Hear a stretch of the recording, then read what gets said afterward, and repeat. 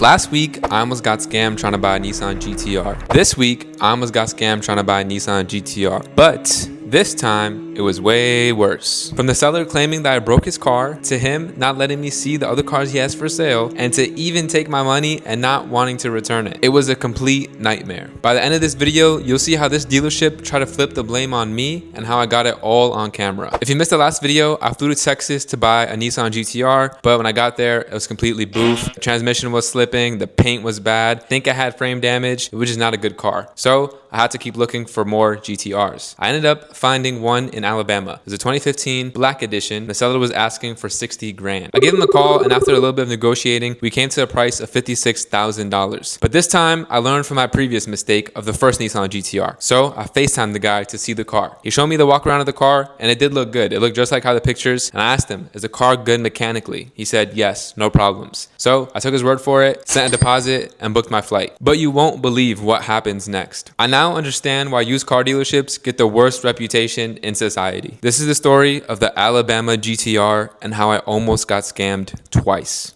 Enjoy.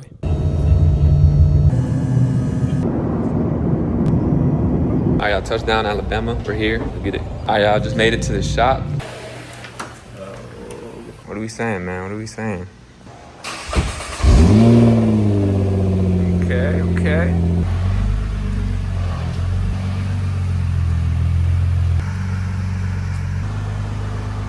Appreciate it.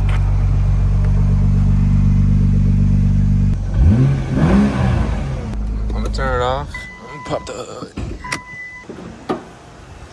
So we're missing this right here. Let's see if they got that. It's good. Cooling is good. They got the Recaro seats. Alright, now let's turn it on. Bismillah.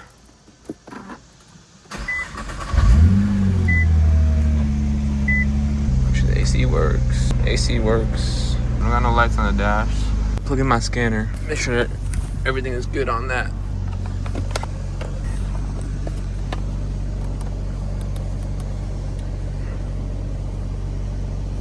Okay, no codes. Everything's good.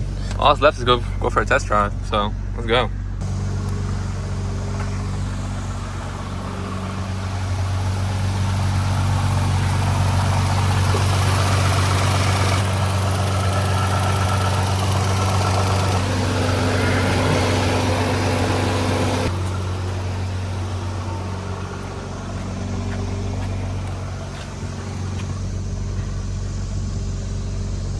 Sounds a little finicky, bro.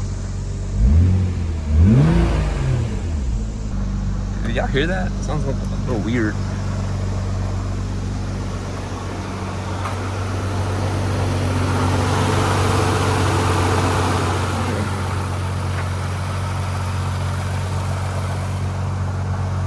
You go for a test drive?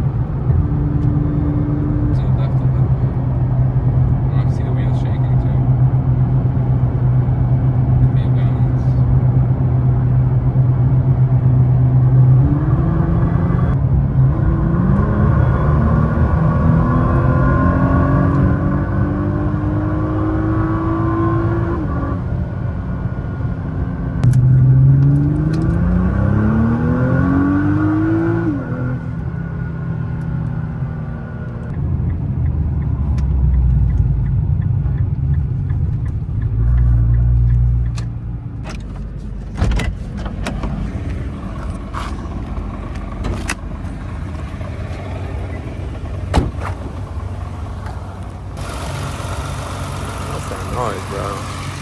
Y'all hear that noise, man?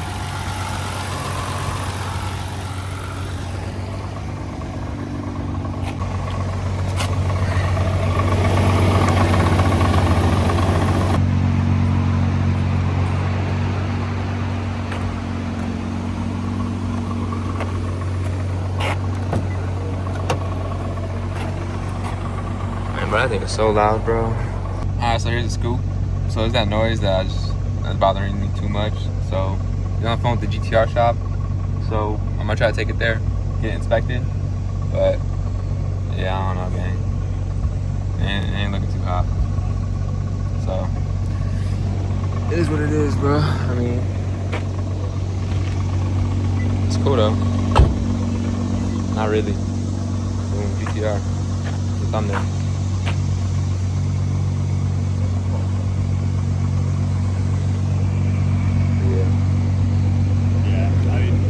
There's a GTR shop in Atlanta that did the transmission.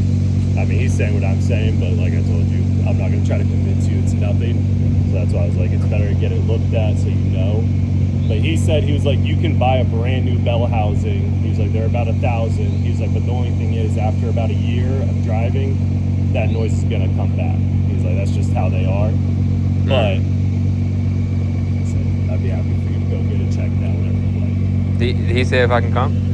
Well, he's the one in Atlanta, so yeah, he's the big GTR shop in Atlanta.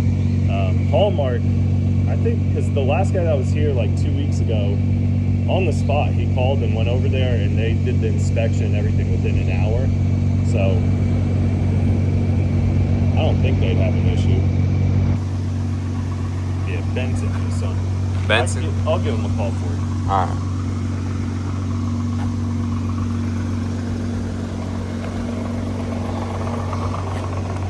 I mean, it's just like, I don't know why they lie. Oh, God. Like, I told them, like, I'm flying in, like, Yeah. they don't got none of these problems. Yeah, come on. And I show up, and it's like complete, like, opposite. This is the second time. Oh, my God. Last week I was in Texas.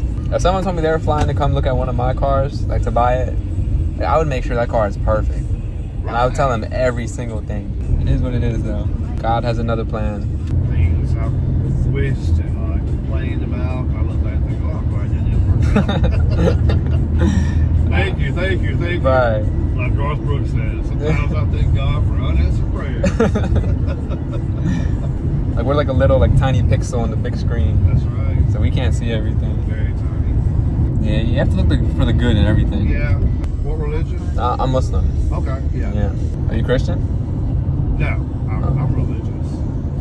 Agnostic? Like, you believe in God? Yeah, I believe in a higher power. I believe there's a higher power. I don't really know what I was taught in churches where I grew up there. Well, you know, anyone can be Muslim, right? You can be white, black, Asian. Yeah, and that's what I think a lot of people don't. Yeah, they don't understand. So it's ignorant. No, go ahead. It's just education. Yeah. Like, I sit at the airport and get bit over a lot. We have a lot of Muslims, India, people, they'll put like a blanket on the concrete, and they'll wash their hands and feet, and they'll do like a prayer. So is that like, so required each day? Or? So as Muslims, God commanded us to pray 5 times a day. Oh, right? Okay. Yeah, so they were doing that. The blanket is just because the floor is dirty. So and they put their heads on the floor. How do they wash their hands? Yeah, so it's an entire process of how the cleansing. Yeah, so it's called the ablution. So it's like you're like purifying yourself for the prayer because you can't go into prayer like dirty. Oh. Yeah. See, that is so neat. I wanted to ask like one of them, but I didn't want to offend them. You know? No, none of them like will ever be offended. They always love to, share their religion. Do you have any other questions for me? I don't. Man. I appreciate your answer. No problem. If anything, I definitely recommend you to read the Quran. That's like what's that? That's like the holy scripture, like for the Muslims. Holy scripture. Yeah. For the Muslims. So it was the final revelation given to the prophet. Okay. Yeah. I'll do that. Take a look at it and see. All right, man. It was a pleasure. Thank you so much. Yes, sir. You as well. I gave dawah, so maybe the trip wasn't a waste.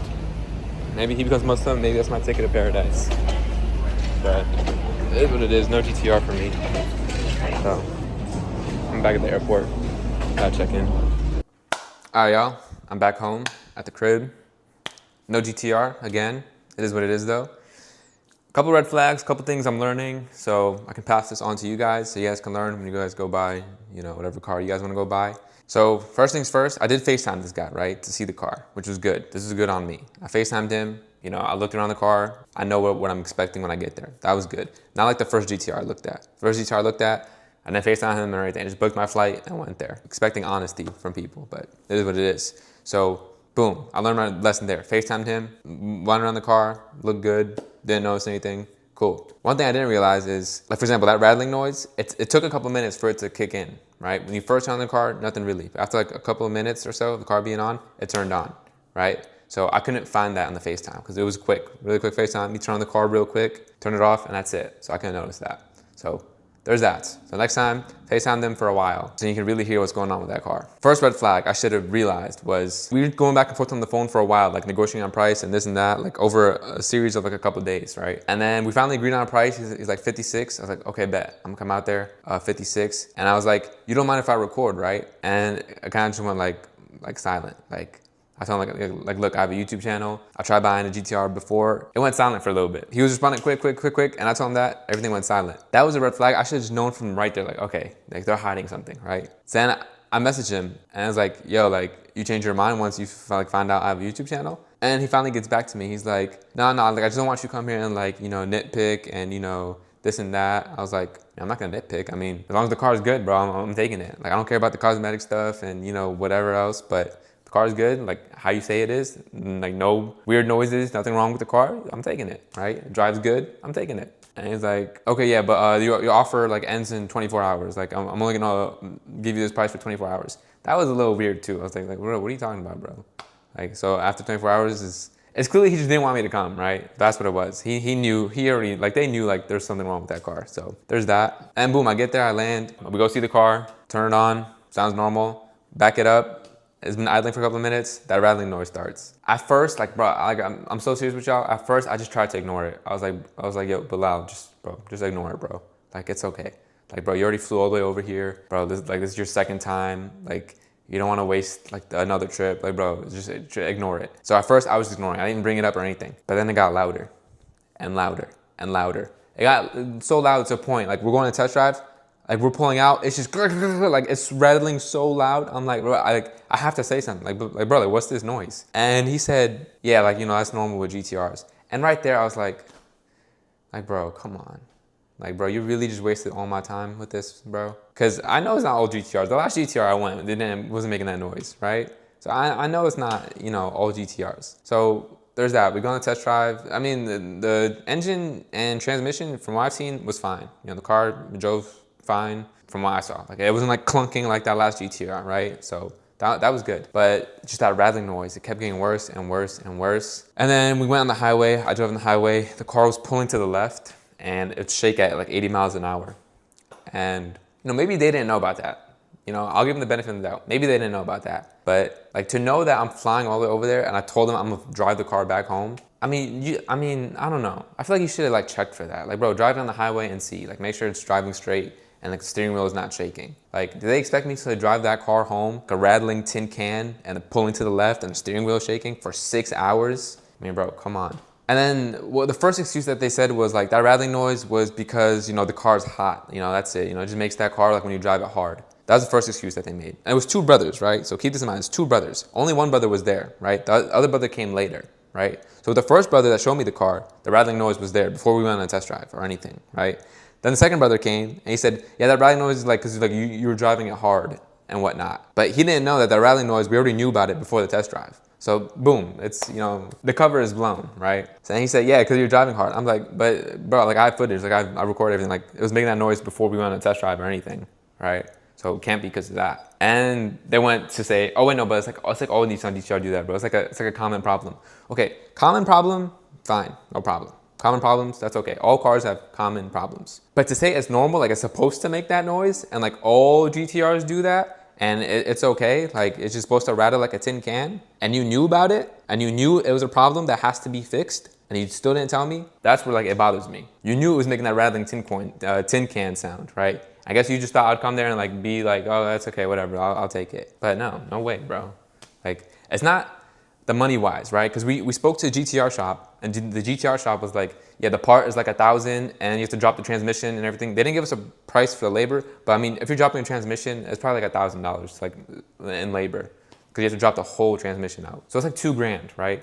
And we could have easily negotiated, like, okay, like, bro, look, it's $2,000 to fix it. Let's knock off $2,000 on the price, and you know, we can go on our ways. But it's the principle that they lied, right? That they lied about it. I mean, that's what really bothers me the most. It wasn't even about the money. It's the principle of lying about the problem, right? And knowing I'm coming there, like flying out there and, you know, doing all this and that, and you knew it has that problem, but you still, you know, lied about it. And then this is where everything just went south, right? Because in the beginning, I was like I was disappointed. Like I was like a little upset, like, to be honest with y'all. But I was like, you know what? This is still savable. We can still save the situation, right? He was like, yeah, you can go to a Nissan dealership, do an inspection, this and that. He kind of said that, then he didn't really want me to go. I was like, okay, let me get a license plate, I'll go. And he kind of just like, you know, like maneuvered his way out of it. I was like, okay, you know what, bro, like what other GTRs do you have? You guys have other GTRs? You know, let's see, let's look. So it's two brothers, right? I'm like, yo, like what other GTR do you have? You know, I'm already here, maybe I won't get this one, maybe I'll get another one, right? I have the money, though. I have the money. I'm not financing nothing. I have the money. My brothers, I want a GTR, just let me get one. Then the one brother was like, the next best price one we have is like, is this white one, it's 2015. We can give it to you for like 63,000. I was like, okay, that's a lot more than, you know, what the other one was. Not a lot more, but like $7,000 more. I was like, you know what? Okay, you know, I'm already here, right? I'm already here. Let me just look at it. Maybe this one's like the one that I'll get. We walk around it. I'm looking at him. Okay, cool. That first brother that said 63,000, he left, right?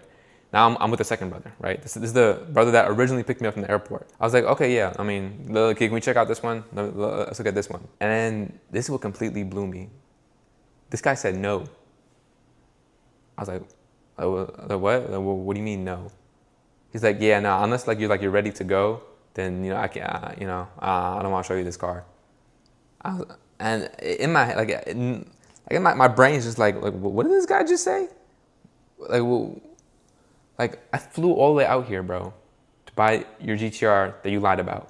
Now, I'm saying just let me look at another one so I can at least take something home, right? And this guy says no.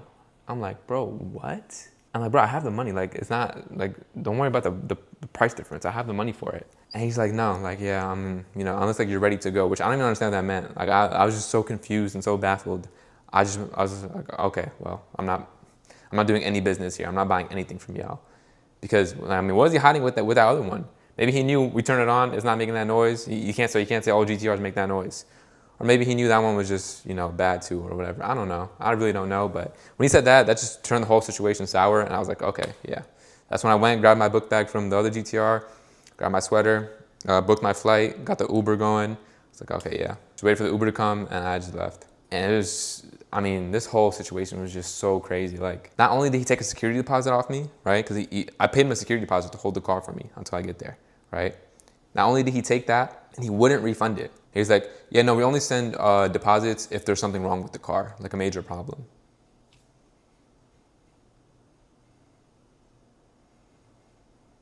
Like, bro, we just went through this whole thing. That's why I'm not getting the car. And so we're on the phone going back and forth. Cause I was at the airport now, so we're on the phone going back and forth, and he just hangs up on me. He hangs up on me, and he's like, yeah, I'm not playing your games, or something along those lines, and he just hung up on me. I texted him like, yo, like, what do you mean, like I'm not playing your games? And he said, you can get the car inspected at a Nissan dealership, and if they say like there's a problem, then we can refund you your money. Mind you, he already knows I'm at the airport, right? So he knows I'm not coming back and to set up an inspection and all that. And the second thing is, he already admitted that the car has this problem. So why are we going to the Nissan dealership for them to tell us the car has the same problem? This doesn't make any sense. So, you know, so he doesn't have to send the deposit back. I mean, it's just shady, bro. It's shady. I understand why people don't like dealerships no more. I used to always like, I mean, you know, it's cars, you know, there's problems with them. You know, it's not perfect. They're used cars. But it's the lying part. I guess that's what bothers everybody. It's the lying. Everyone knows like a used car is not going to be brand new, perfect. Everyone knows this, but it's the lying and wasting people's time, because he just wasted all my time, right? The money, it's okay. The money will make it back, inshallah. But it's the time. I'll never get that time back, right? And like, that's worse than wasting money, is we wasting someone's time, because they're never going to get that back. And now two last points I want to make. First point is, you know, you always have to question yourself. Am I in the wrong, right? Am I being too picky, right? So I'm saying that, I'm questioning myself, like, yo, am I in the wrong? Is he in the right? But it's the fact that he lied. As soon as you lie, as soon as you sin, like that's it, you're in the wrong. Like you lied to me, you wasted my time, right? Even Even if it's just a $2,000 fix, right? It's still, it's the principle that you lied about it, right? And now the second point is, and this is gonna be very, very controversial, but I have to say it. I'm gonna keep it a buck with y'all right now. Between me and y'all, I'll take a Scat Pack over a GTR. Shoot me, sue me. I said it. I mean, they're cool, but it's nothing like, I guess when it's something like your dream car, you expect like to be like this, like something so crazy. It's gonna be like, it's gonna blow your mind away. It's so fast. They're fast, but shoot, I mean, like it takes forever for that turbo to kick in, for it to go. Or maybe these two GTRs I drove were just boof, I don't know. But like it wasn't even that fast, to be honest with y'all. I prefer a Scat Pack. A Scat Pack is way more fun to drive. A Scat Pack, you floor a Scat Pack, it's going, right? It's not gonna wait for the turbos to kick in. It's going. It might start spinning around a little bit too. Like it scares you.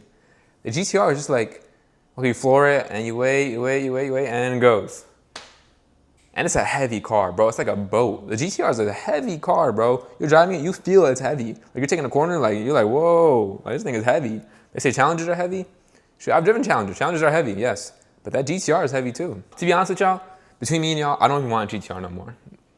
Like, I think this is like God like telling me like, hey, like, you're not supposed to get this car. This car is not for you. So, alhamdulillah, you know, I no longer getting a GTR. So, I know some of y'all were sending me GTRs like on Facebook that y'all found and stuff. I appreciate y'all a lot, but don't even send me them no more. I'm not even interested no more. It's not even, for that price range, bro, I'd rather just get a Hellcat. I'll take a Hellcat, and that car is way more fun. But that's it.